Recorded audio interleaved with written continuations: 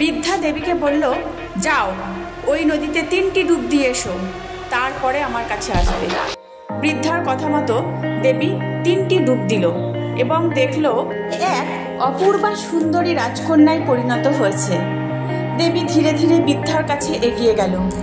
বৃদ্ধা দেবীকে তার নিজের ঘরের দিকে আঙুল দেখিয়ে বলল, আমার এই কুটির থেকে তোমার পছন্দ মতো একটি বাক্স তুলে নাও।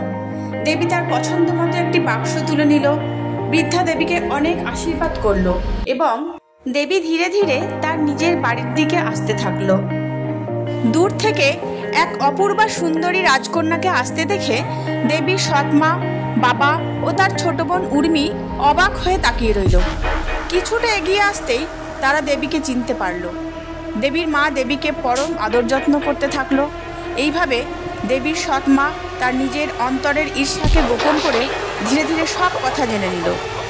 অন্যদিকে দেবীর সৎমায়ের পরিকল্পনা অনুযায়ী তার ছোট বোন উর্মি বাড়ি থেকে বেরিয়ে পড়ে। ঠিক একইভাবে দেবীর ছোট বোন উর্মি প্রথমে একটা কলা গাছের সামনে এসে উপস্থিত হলো।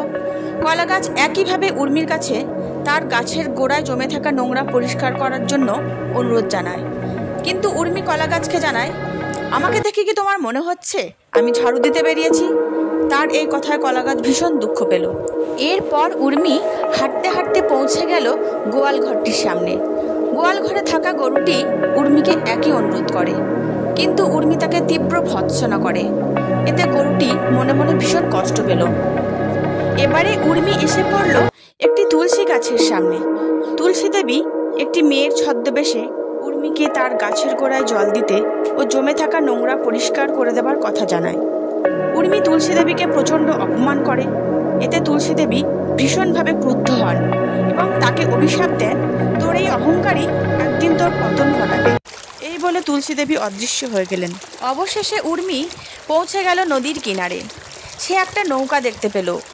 নৌকায় চড়ে উর্মি পৌঁছে গেল জাদুকরী বৃদ্ধার কুটিরের সামনে। বৃদ্ধা উর্মির কাছ থেকে তার সম্পর্কে জানতে চাইলে উর্মি সব মিথ্যা কথা বলে। জাদুকরী বৃদ্ধা সব বুঝতে পেরেও উর্মিকে বলল, যাও ওই নদীতে 3টি ডুব দিয়ে আমার কাছে এসো। বৃদ্ধার কথা শেষ না হতেই উর্মি নদীতে নেমে 3টি ডুব দিল এবং দেখল সেও এক অপূর্বা সুন্দরী রাজকন্যায় পরিণত হয়েছে। কিন্তু এতে উর্মি খুশি হলো না। সে ভাবল, আমার দিদি দেবীও আমার মতোই সুন্দরী, না আমাকে ওর চেয়ে আরও বেশি সুন্দরী হতে হবে। এই ভেবে সে আবারও একটি ডুব দেয়।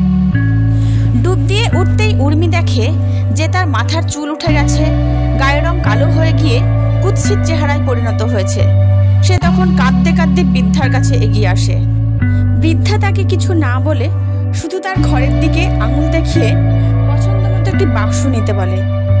উর্মি লোভের বশবর্তী হয়ে তার পছন্দ মতো একটি বড় বাক্স তুলে নেয়। সে বাক্সটি নিয়ে যখন তার বাড়ির দিকে ফিরছে তখন বাড়ির কেউই তাকে চিনতে পারল না। বিশেষ করে তার মা তাকে দূর দূর করে তাড়িয়ে দিচ্ছিল। কিন্তু দেবী তাকে বাড়িতে ফিরিয়ে নিয়ে আসলো এবং যখনই সে উর্মিকে স্পর্শ করলো তখনই উর্মি আবার তার আগের রূপটি ফিরে পেল। উর্মির মা বাবা ভীষণ খুশি হলো। তারা দেবীকে বুকে জড়িয়ে ধরলো। এরপর উর্মি ঘরে বসে তার মা, বাবা ও দিদির কাছে তার সাথে কি কি ঘটনা ঘটেছিল সব কিছু বর্ণনা করলো। এখন দেবী তার পরিবারের সবাইকে নিয়ে ঘরে বসে গরুর দেওয়া সেই ঘটিটি যখনই উপুড় করলো তখনই তাদের সামনে সুন্দর সুন্দর সুস্বাদু খাবার এসে উপস্থিত হলো। এরপর দেবী যখন তুলসী চারাটির ওপর হাত রেখে তাদের পরিবারের সবার জন্য পোশাক চাইল, তখন সুন্দর সুন্দর দামি দামি পোশাক তাদের সামনে এসে উপস্থিত হলো। এরপর উর্মি তার দিদি দেবীর সাথে তুলসী চারার সামনে আসলো এবং তুলসী গাছের কাছে নিজের কৃতকর্মের জন্য ক্ষমা প্রার্থনা করলো।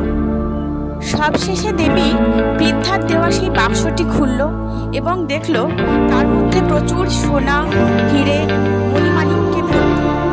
তারা কিছুটা বিক্রি করে বড় প্রাসাদ বানালো এবং পরিবারের সকলে মিলে সুখে শান্তিতে বাস করতে লাগলো।